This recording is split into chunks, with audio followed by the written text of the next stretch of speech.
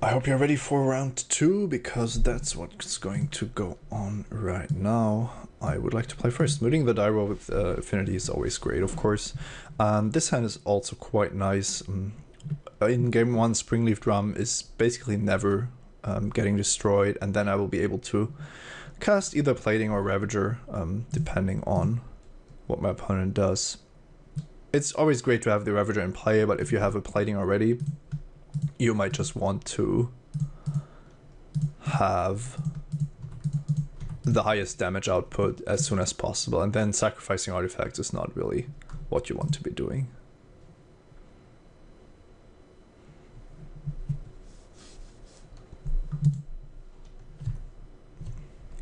Another Steam Vent, so...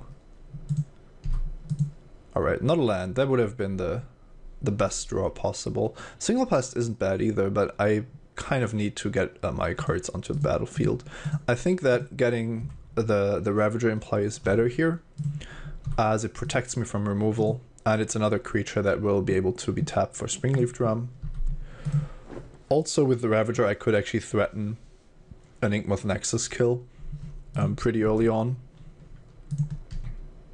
So all of these things make me want to do that. Now, there is one problem here, and that is called Remand. I'm kind of running into Remand no matter what I do. If I cast the Cranial Plating here, my opponent remands, then I'm just not doing anything with the plating. If it resolves, I could also equip one of my creatures, but it's just really unlikely that I get through with plating here. I think there is Spell Pierce, but I was going to say Spell Snare, Remand, and any kind of burn spell to punish me for casting the plating here. I would love to just engineer a board state where Inkmoth Nexus wins me the game. The easiest way to do that is actually just make it 5/5. With the help of the Ravager. Now, what I could certainly do here would be to cast Signal Pass, animate Inkmoth Nexus, and attack with everything. I'm gonna do that. I think that's better than trying to cast Cranial Plating and offering my opponent not only the card draw from the remand, but also a good tempo play. Now, remanding Signal Pass is a lot less interesting for my opponent. Might still happen, because the card draw is always relevant.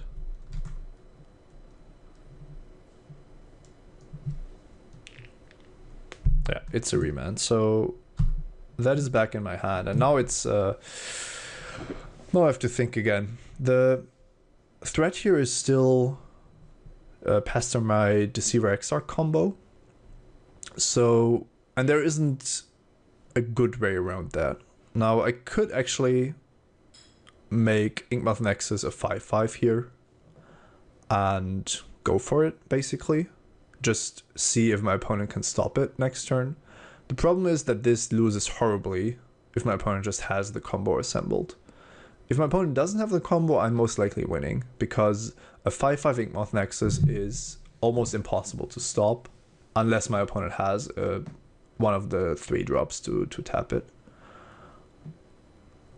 Alternatively, I can run out Cranial Plating, but not have it do anything. And clearly that's not winning against tappers either. At least not against tappers and combo pieces. So I'm gonna go all in here and see what my opponent says about that.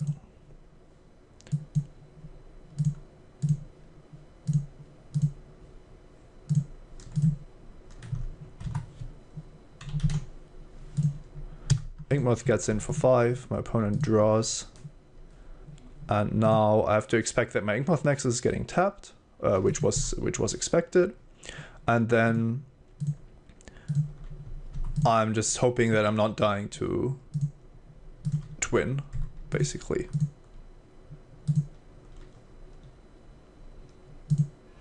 Alright, Vendilion Click, alright, targeting himself and getting rid of Remand.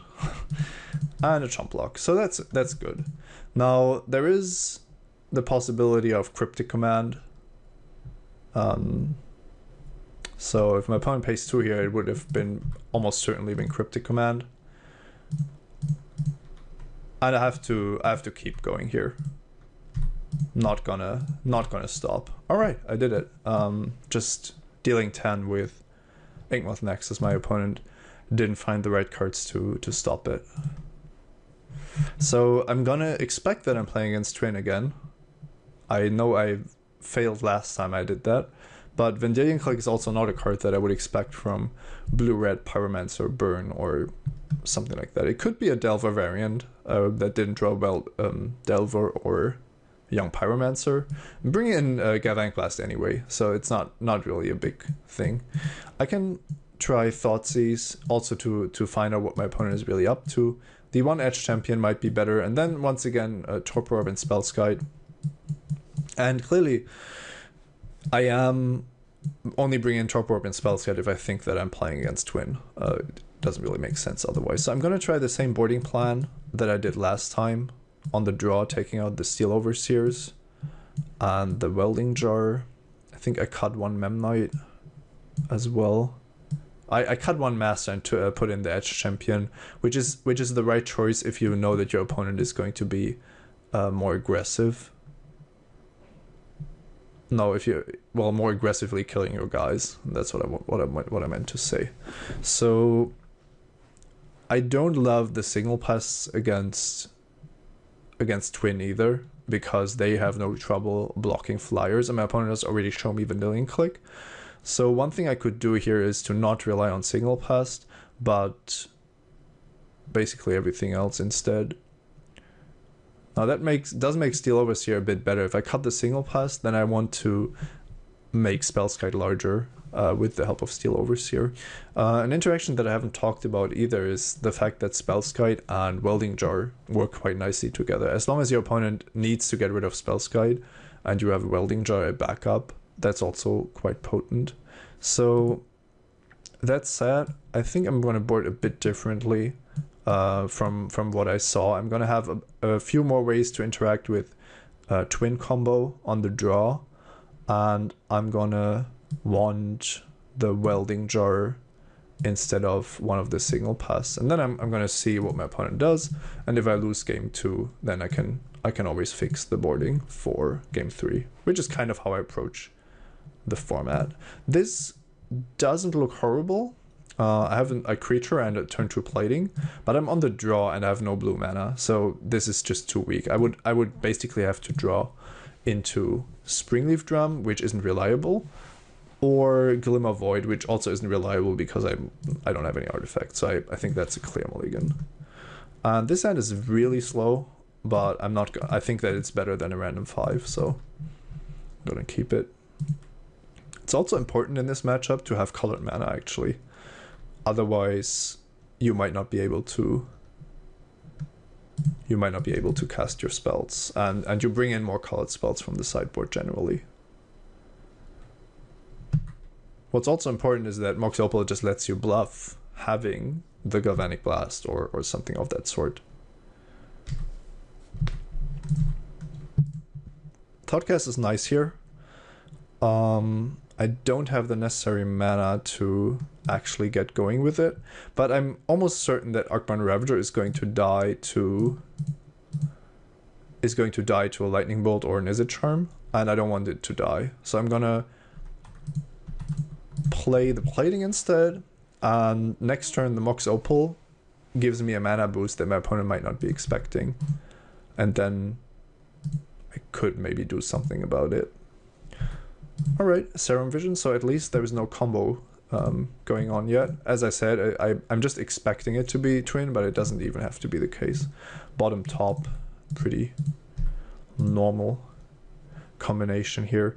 Alright, so against these 2 mana, I definitely can't do anything crazy with Inkmoth Nexus, and I have to keep in mind that remand is always a possibility. If I Springleaf Drum and then Arcbound Ravager, my opponent is probably just remanding the Arcbound Ravager, and then I'll be able to Thoughtcast. I would love to have the plating in play, but if my opponent plays defensively like that, I need to resolve the Thoughtcast to find find the answers that I need for my opponent's combo. And by playing it this way, my opponent is going to think that I need the Ravager for mana. Alright, just resolves. That's nice. So I can just Thoughtcast right now.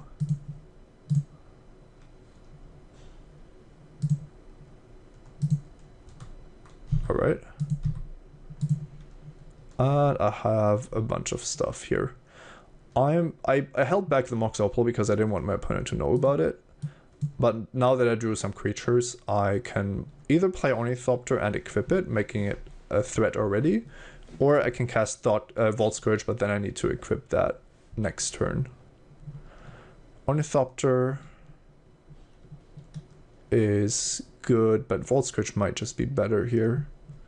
Yeah, I'm gonna cast Vault Scourge. And I'm holding back Ornithopter. I have a feeling that there could be something along the lines of Anger of the Gods or Pyroclasm.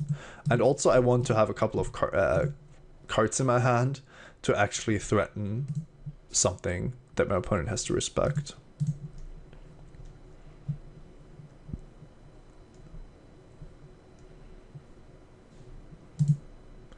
Now if Memnite is getting Cryptic Commanded, I would be quite surprised. But this long wait is usually a sign of Cryptic Command.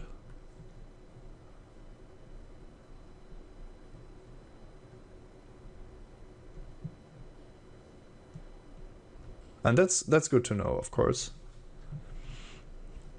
Could actually be time for an artifact count to see if Inkmoth Nexus is lethal after a Cryptic Command. That's why I think that my opponent can't really cast it here. Maybe bouncing the Cranial Plating, that could be something that works out. No effects from my opponent, so now I have to put my opponent on Cryptic Command. That's really the only thing that I can think of. Now, if I cast Cranial Plating, it becomes a lot more likely that my opponent Cryptics. So I don't really want to cast a creature that exposes... I don't really want to cast a spell that allows my opponent to cast Cryptic for more value than it already means. So instead, I get to equip Vault Scourge with 1, 2, 3, 4, 5, 6, 7 artifacts. And then my opponent has to decide if he wants to allow me to hit with that. And clearly, one thing that my opponent can do with Cryptic Command is also to just bounce the Vault Scourge and draw a card.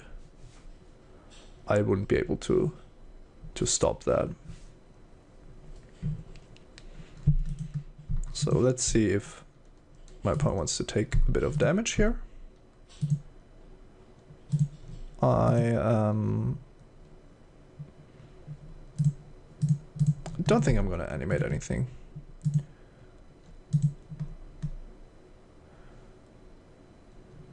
Electrolyze. Oh wow. So I didn't play the Ornithopter to play around Mass Removal, and now the Electrolyze gets me because I didn't put more toughness on the board. Oh, that's really unfortunate.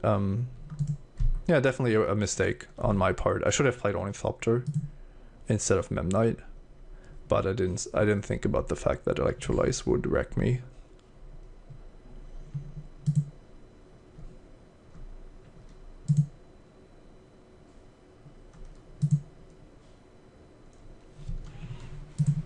So my new plan is to cast Ornithopter, equip it with both platings, and then go from there.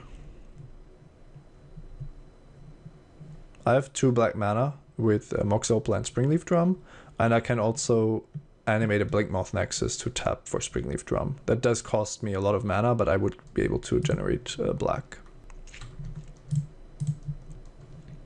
It's time for Ornithopter. And it's getting huge.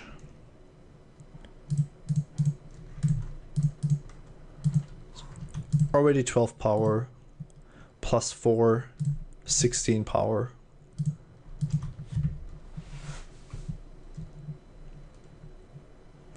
Serum Visions, alright. Opponent is just digging for stuff.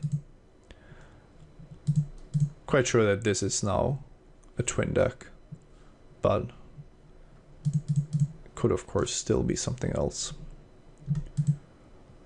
And if the Tectonic Edge like this, Ancient Grudge targeting cranial plating, alright. Goodbye cranial platings. Oh, hello, welcome. Welcome, Arcbound Ravager. That would have been good to have in play, I'm gonna be honest. Now, does my opponent have a Lightning Bolt as well? Or can I just win with Inkmoth Nexus again? Now the problem is my opponent left both cards on top with Serum Visions. Basically, probably just drawing the Ancient Grudge and leaving both cards on top. So there might actually be the combo kill waiting for me. My opponent is on 17. I do need to win with poison damage, I think. And Inkmoth Nexus, even with the support of Blinkmoth Nexus, isn't going to do the job on its own. I think it's another time for Arcbound Ravager action. But I'm a lot less excited about it than last time.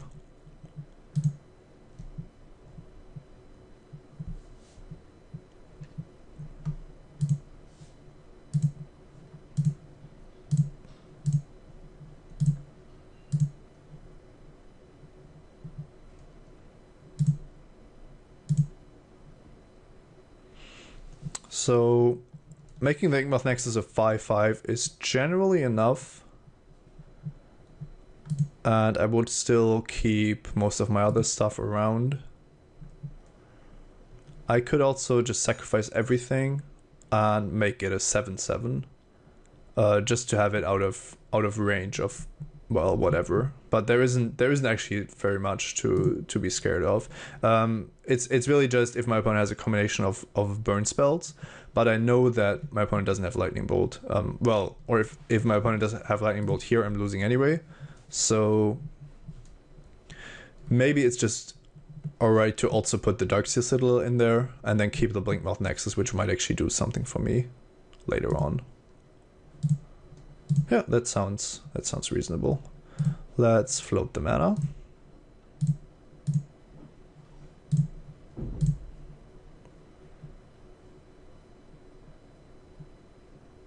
My opponent could respond to one of these things, but I doubt that that's happening. So I still have a mana. Don't think that the mana matters. I can just make the Inkmoth Nexus a 6/6 and pass priority, basically. My opponent F6'd here at some point and then undid that. Alright, was still holding the Lightning Bolt, so now I'm basically dead. I will let my opponent show me what he was working with though. Yeah, Vendilion Click, alright.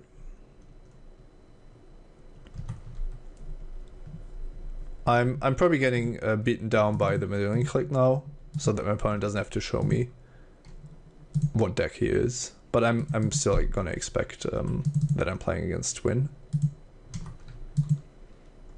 Yeah, that Lightning Bolt was unfortunate, but I wasn't really beating anything at this stage, so.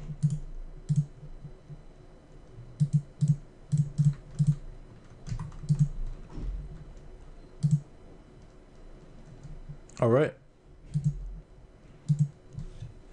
This isn't going too well, if you couldn't tell. And no.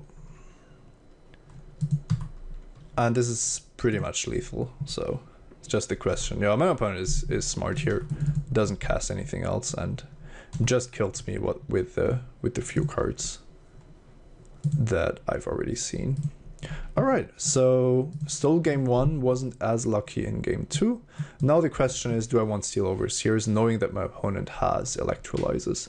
Now, the thing about Steel Overseer is, if I'm on the play, I can actually animate them before Electrolyze becomes too much of an issue.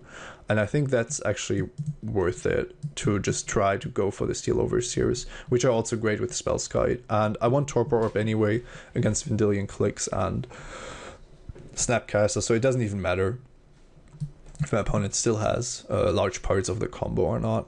Memnite gets a lot weaker, but Signal Blast also. So it's possible that I should keep in the Mem Knights so that I can run out the Steel Overseer more quickly with the help of Springleaf Drum. And then I probably have to drop the Signal Pests altogether just to have a bit more space. Now, if I knew exactly that my opponent wasn't really going for the combo anymore, I would feel confident in taking out the Galvanic Blast. But because I don't know that, I think I have to ditch some of the more expensive cards here.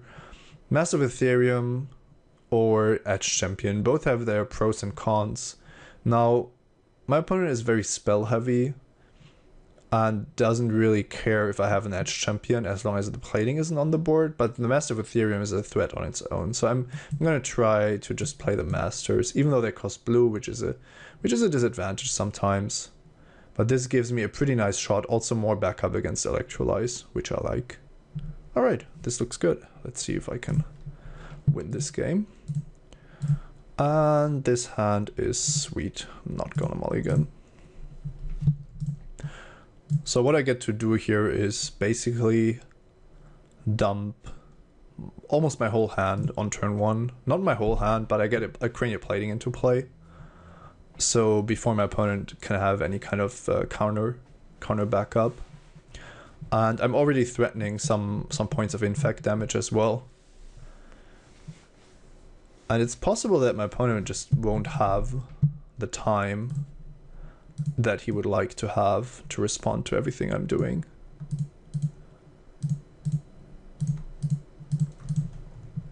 Alright, go. I can't beat Engineered Explosives.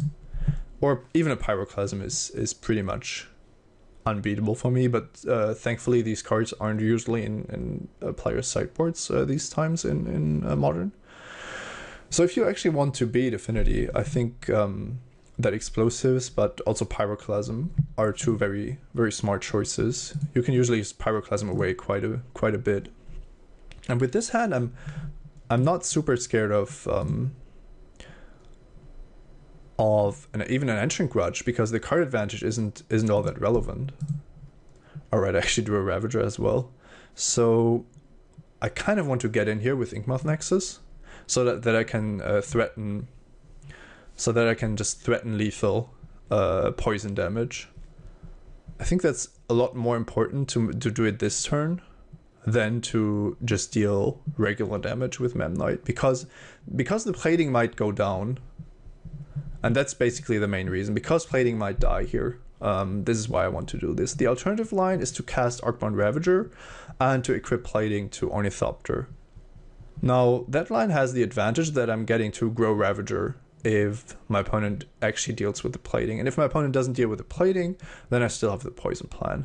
So that said, I think that getting the Ravager into play is the better line here. I should be fine threatening regular damage. It's not a ton here, and then starting to threaten poison damage starting next turn. I think going for like 5 poison would have also been a great line.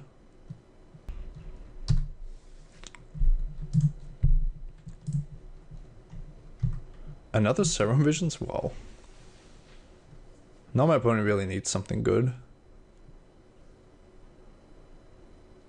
Bottom top. Untapped land, most likely. My opponent was just dead. I don't know, maybe because of the scry, my opponent knew that he couldn't win, but then the scry was kind of weird. I wasn't exactly threatening lethal with Inkmoth yet. It would have been for 6 poison. But clearly that would have been, yeah, alright, this would have been insane. I would have dropped Darksteel Citadel and Vault Scourge and gotten in with Inkmoth Nexus. So with 5 artifacts on this board, I would have gotten 6, 7, 8, attacking for 9 poison with the Inkmoth Nexus, and then having 2 lethal Inkmoth Nexi, and the regular creatures as well. Wow, my opponent didn't play a second land, and I won. So, yeah, I'll take it. Off to the finals.